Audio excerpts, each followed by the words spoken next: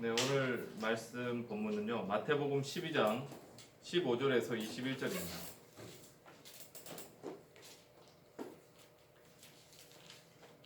마태복음 12장 15절에서 21절. 네, 우리 찾아서 교독으로 읽겠습니다. 마태복음 12장 15절에서 21절. 예수께서 아시고 거기를 떠나가시니 많은 사람이 따르는지라. 예수께서 그들의 병을 다 고치시고 자기를 나타내지 말라 경고하셨으니 이는 선지자 이사야를 통하여 말씀하신 바 보라 내가 택한 종 곧 내 마음에 택하나 내가 사랑하는 자로다. 내가 내 영을 그에게 주사하니 그가 심판을 이방에 알게 하리라. 그는 다투지도 아니하며 들레지도 아니하리니 아무도 길에서 그 소리를 듣지 못하리라. 사악할 때를 꺾지 아니하며 꺼져가는 신질을 끄지 아니하기를 심판하여 이길 때까지 하리니 또한 이방인들이 그의 이름을 바라리라 함을 이루려 하심이니라. 아멘. 네, 오늘 말씀의 제목은 삶으로 전해지는 복음이라고 정해봤습니다. 네, 목사로서 말씀을 가르치고 전하면서 느끼는 것은 사람이 절대 말로 변하지 않는다는 것입니다. 사람이 변하는 것이 쉽지 않다는 것은 굳이 설명하지 않아도 아마 모두 동의할 거예요. 정말 사람 변하는 거 이거 너무 어렵고 힘든 일입니다. 내가 변하고 싶다라는 간절한 소망이 있어도 사실 나 자신도 내가 바라는 만큼 잘 변하지 않잖아요. 나도 내 자신도 나를 변화시키기가 어려운데 하물며 다른 사람은 참 이게 변화시키는 것이 얼마나 어렵겠어요. 근데 제가 이제 목사로서 이제 말씀을 가르치면서 놀란 것은 내가 하는 말이 제가 생각했던 것보다 훨씬 더 심각하게 전달되지 못한다는 점이었어요. 그 이유는 제가 설명을 잘 못해서일 수도 있고 또는 제가 설명하는 방식이 효과적이지 않아서일 수도 있습니다.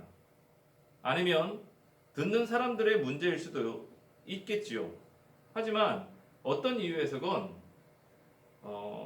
이 사람 사이에 이 소통하고 전달하고 주고받는 방식이 잘 되지 않는다는 것은 분명한 것 같아요. 자, 그러면 이렇게 우리가 내가 가진 어떤 것들을 다른 사람에게 전달하는 것이 이렇게 어려운데 복음은 어떻게 전달할 수 있을까? 우리가 누군가에게 내가 가진 생각이나 깨달은 것 또는 내가 발견한 어떤 비밀들을 전해주고 싶은데 그럼 이것을 어떻게 상대방에게 전달할 수 있을까? 아무리 좋은 것이라도 그 사람이 받지 않고 그 사람이 이해하지 못하면 그것을 사람들의 마음에 누군가가 상대방에게 억지로 꾸겨 넣듯이 넣을 수는 없어요. 큰 소리를 친다고 되는 것도 아니고요. 협박을 하거나 아니면 어떤 조건을 내걸은다고 해서 되는 것도 아니에요. 오늘 본문에는 종교 지도자들이, 종교인들이 예수님을 죽이려고 모의한다는 사실을 예수님께서 아시고 그들을 떠나셨다 라는 말씀이 나옵니다. 예수께서 아시고 거기를 떠나가셨다. 그 앞에 보면 바리새인들이 나가서 어떻게 하여 예수를 죽일까 의논하거늘 그렇게 나와 있어요. 예수님께서 바리새인들이 무서워서 그 자리를 피한 건 아니에요. 예수님은 아직 자기가 죽을 때가 되지 않았기에 그들과 굳이 대립할 필요도 없어서 그 자리를 잠시 피하신 것뿐이에요. 예수님께서 종교인들을 피해서 떠나가셨지만 아마 이제 사람들이 없는 곳으로 가셨겠죠. 하지만 예수님이 떠나가신 그 모습을 보고 많은 사람들은 계속해서 예수님을 따라왔어요. 그게 이제 우리가 읽은 15절에 이제 나오죠. 많은 사람이 따른다. 그리고 예수님께서도 그렇게 자기를 따라오는 사람들을 불쌍히 여기시고 그들 가운데 있는 아픈 자들, 병든 자들을 고쳐주셨어요. 그런데 예수님께서 그렇게 병을 고친 자들에게 뭐라고 말씀하시느냐? 16절에 자기를 나타내지 말라고 경고를 하십니다. 이 부분이 좀 의아스럽습니다. 예수님은 이 땅에 메시아로 오셨고 사람들에게 자신이 메시아임을 적극적으로 알려서 할 수만 있으면 많은 사람들을 자신의 제자로 삼고 그리고 할 수만 있으면 그들을 구원에 이르도록 하는 것이 바른 기대 아닌가요? 우리가 생각했을 때 예수님이 자기가 이 땅에 메시아로 오셨어요. 예수님은 아시잖아요. 그리고 내가 이 땅에 온 것이 결국 죄인을 불러서 회개시키러 온 거잖아요. 그러면 우리가 생각했을 때 이것들을 이 자기가 오신 목적들을 더 잘 성취하고 뭔가 열매를 걷고 하려면 좀 예수님께서 적극적으로 자기를 드러내시고 그리고 사람들이 자기가 메시아라는 것을 아실 만한 그런 것들을 더 이렇게 소문을 내시고 그렇게 함으로 말미암아 사람들이 저분 뭔가 특별한 분이다. 그래서 사람들이 예수님을 메시아로 알아보고 그리고 그분을 믿고 구원을 받고 제자가 되고 하는 게 더 낫잖아요. 그런데 이 자신이 메시아라는 사실을 알릴 수 있는 이 치유 사역을 하셨지만 사람들에게 그것을 하시고는 이것을 다른 사람들에게 알리지 말라고 말씀하셨단 말이에요. 예수님께서는 왜 이런 당부를 하셨을까요? 이것이 우리의 생각과 예수님의 생각이 다른 부분이에요. 우리는 생각할 때 이렇게 제가 설명했던 것처럼 생각하죠. 기적을 행하시면 사람들이 예수님을 특별하게 볼 것이고 그러면 그 사람들이 예수님을 믿지 않을까? 이게 우리가 생각하는 거 아니에요? 뭔가 능력을 발휘하면 특별한 점이 있으면 그것이 사람들에게 주목을 받을 것이고 그래서 예수님을 잘 믿지 않을까? 우리는 이렇게 생각하는데 예수님은 그렇지 않았다는 거예요. 예수님이 그렇게 하시지 않은 이유는요. 어쩌면 사람을 잘 아셨기 때문이에요. 만약에 예수님께서 기적을 행하시면 사람들이 어디에 집중한다는 것을 알았습니다. 기적에 집중하는 거죠. 사실 예수님을 따라다녔던 많은 사람들이 예수님을 따라다니는 이유로 뭐라고 얘기하냐면 병고침을 받았기 때문에 배부르게 먹었기 때문에 그래서 예수님을 따랐거든요. 실제적으로. 그러니까 예수님은 사람들이 기적을 보고 경험을 하고 그래서 예수님을 따르기를 원치 않았고요. 예수님의 가르침을 듣고 그래서 예수님이 누군지 깨닫고 예수님을 발견하기를 원했던 거예요. 이거는 자극적이지 않고 굉장히 어떤 면에서 시간을 요하는 겁니다. 기적은 순식간이잖아. 굉장히 우리의 주목과 이것들을 확 끌어당기고 사람들이 혹할 만한 거잖아. 그런데 그런 것들이 사람을 잘못된 목적과 잘못된 이유를 가지고 예수님을 따르게 한다는 것을 예수님이 아셨다는 거예요. 잘못된 이유와 목적이 뭐겠어요? 예수님한테 가면 문제가 해결된다. 예수님한테 가면 배부를 수 있다. 예수님으로 가면 좋은 일이 생긴다. 이거예요. 이게 무조건 나쁘다고는 얘기할 수 없을 것 같아요. 무조건 나쁘다고 얘기할 수는 없겠지만 그러한 목적으로 왔었지만 그래도 그렇게 왔었지만 말씀을 통해서 예수님을 발견하고 이해하고 구원자로 모시면은 감사한 일이죠. 그런데 우리의 문제는 뭐냐? 우리는 그런 자극적인데 훨씬 더 이렇게 유혹을 느낀다는 거죠. 그런 것들에 우리는 더 쉽게 끌리고 믿음 생활을 할 때에 믿음을 가질 때에 그러한 이유로 우리가 믿기가 너무 쉬운 존재라는 거예요. 우리 자체가. 그래서 예수님께서 병을 고쳐주고 자기를 나타내지 말라고 일부러 당부까지 하신 겁니다.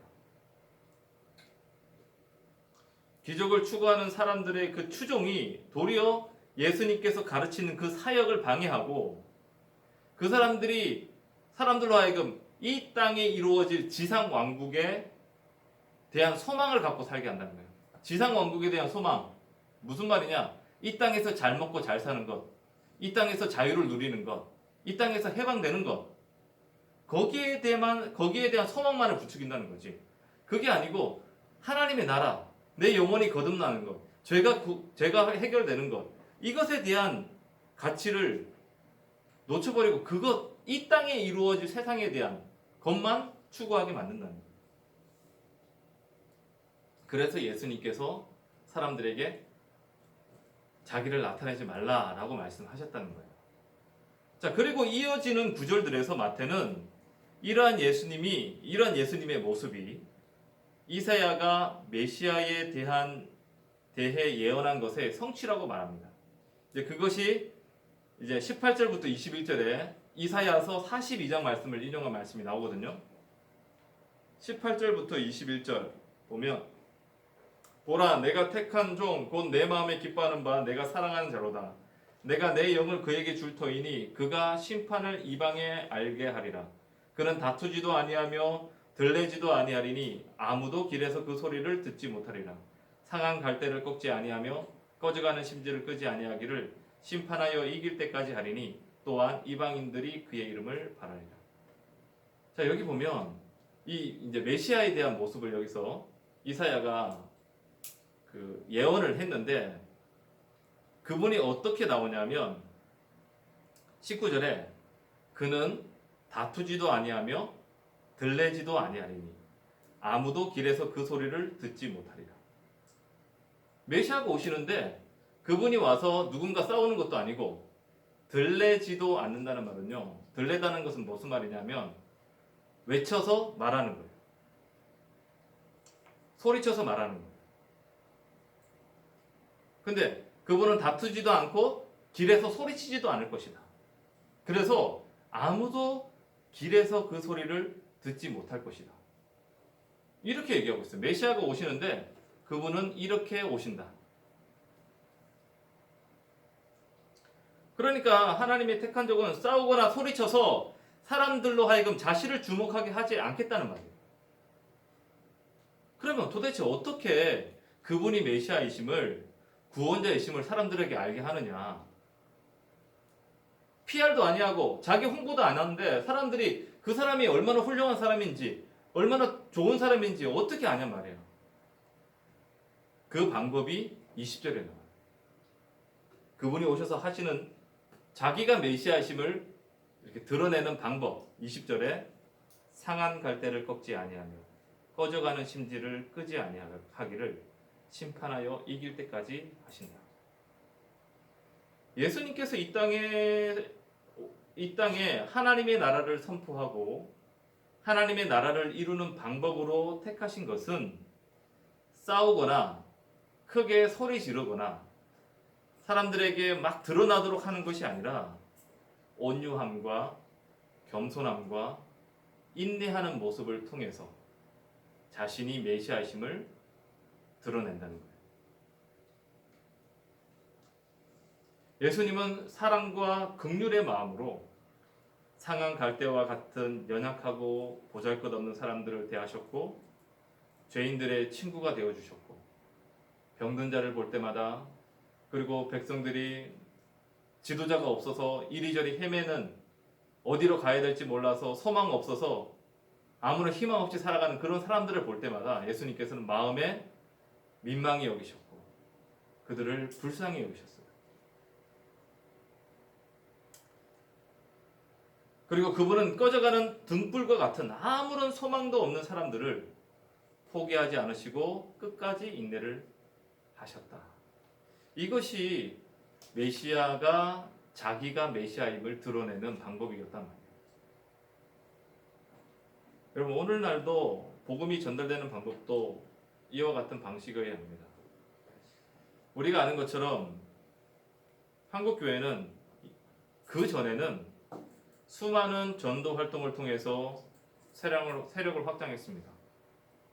나가서 뭐 크게 소리 지르고 뭔가 이렇게 좀 뻑적지근하게 행사도 하고 막 이렇게 뭔가 사람들이 봤을 때 뭔가 일을 하고 있구나. 뭔가 뭐 좀 활발하네. 뭔가 일이 이루어지고 있네라고 느낄 만한 그런 것들을 많이 했어요. 그런 것들을 많이 했지만 그리고 실제적으로 그렇게 해서 교회에 사람들도 많이 들어왔죠. 하지만 그리고 나서 교회는 사실 더 어려워졌다고 생각합니다. 왜냐? 복음이 제대로 선포되지 않았고 그리고 복음을 제대로 이해하지도 못했고 그러다 보니까 교회는 나오지만 말만 무성하고 행동이 따르지 못한 그러한 사람들이 교회 안에 더 많아졌고 그래서 그런 사람들로 인해서 교회는 세상으로부터 비난받고 조롱받는 그런 지경에 이렇게 된 거예요. 뭔가 행사 같은 것들을 할 때 요란합니다. 제가 포항에서 다닌 교회가 있잖아요. 그 교회에서는 구원에 관한 간증들을 들을 기회가 많았어요. 제가 생각해 봤을 때 1년에 최소 10번 이상은 듣는 것 같아요. 구원 간증. 근데 구원 간증을 이제 듣다 보면은 그것을 들으면서 어떤 것을 느끼게 되냐면 그 사람들이 교회를 나오게 된 것은 우리가 이제 무슨 전도 행사를 통해서 야 우리 한번 교회 가자 해서 교회 나와서 구원받은 사람들이 아니에요. 그 사람이 자기가 구원을 받기 위해 물론 그렇게 구원받은 사람들 중에는 이미 교회 안에 오랫동안 있었다가 자기가 구원받지 못했다는 것을 깨닫고 나서 이제 나중에 실제로 구원받아서 간증하는 사람도 있고요. 아니면 우리가 아는 것처럼 외부에서 전도되어서 와가지고 교회를 왔다가 이렇게 거듭나서 간증하는 사람들도 있어요. 그런데 그들이 자기들이 구원 간증을 하면서 이야기하는 걸 들어보면 자기가 구원받기 위해서 자기 주변에 있는 사람들 그러니까 그 교회의 뭐 목자나 목장 식구들 우리 교회로 치면은 셀 리더와 셀 식구들 또는 가족이 있다면은 뭐 남편이 왔다면은 구원받았다면 아내 또는 자녀 아내가 왔다면은 남편 또 아니면 자녀 뭐 이런 가족들의 그런 사랑, 관심, 헌신 또는 그 사람들이 변한 모습을 보고 교회를 나오게 됐고 그리고 그들이 복음을 듣고 거듭나는 일들이 이렇게 주로 이렇게 간증이 많이 돼요. 제가 이제 그걸 보면서 진짜 전도는 우리가 뭐 그냥 밖에 나가서 그것도 무의미하다는 건 아니지만 우리가 막 뭐 어떤 날을 정해서 밖에 나가서 전도지를 들고 나가서 막 전도지를 나누어 주고 하는 어떤 이런 행사적인 그런 전도보다 실제로 우리가 정말 자신의 시간과 물질과 관심과 눈물로 기도한 그 한 영혼을 구원하기 위해서 그렇게 우리가 드린 그것이 사람의 영혼을 거듭나게 하는데 더 효과적이지 않나 라는 것을 저는 거기서 있으면서 저는 생각을 해봤거든요. 자신을 내어주기까지 하신 예수님처럼 우리가 한 영혼을 구원하기 위해서 오래 참으시고 또 인내하시는 하나님처럼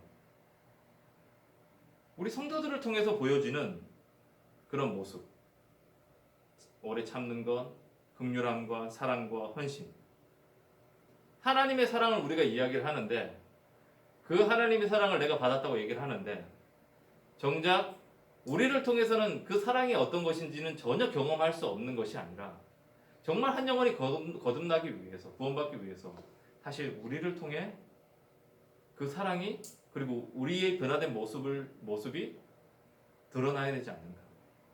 그것이 정말 한 영혼을 구원하고 거듭나는 오늘 여기 나왔던 예수님께서 보여주셨던 메시아가 자신의 메시아임을 보여주는 모습, 이것과 서로 이렇게 일치되는 그런 모습이 아닐까 생각을 해보게 되었어요.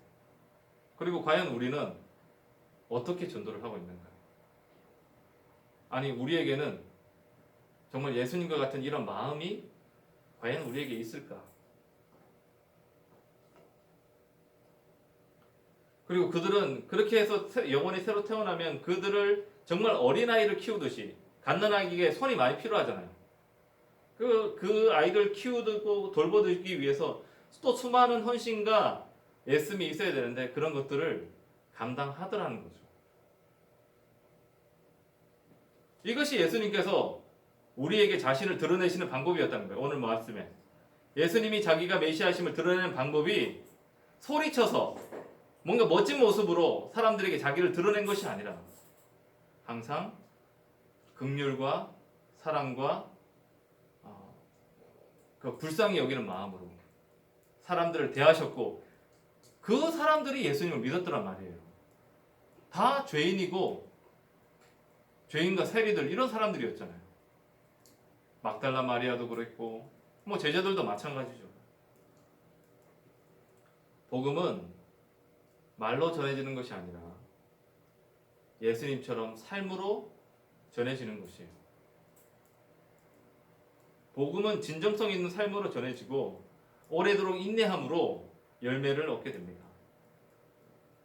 상한 갈대를 꺾지 아니하시며 꺼져가는 심지를 끄지 아니하시는 그런 주님의 마음을 우리가 본받기를 원해요. 우리 모두 예수님처럼 영혼을 향한 사랑과 긍휼이 우리 안에 넘치기를 바랍니다. 좀 조급한 마음을 내려놓고 하나님을 신뢰함으로 포기하지 않고 기도하면서 우리가 그 영혼들을 계속해서 꾸준히 사랑할 수 있게 되기를 바랍니다. 네, 이 시간 우리 말씀을 가지고 기도하겠습니다.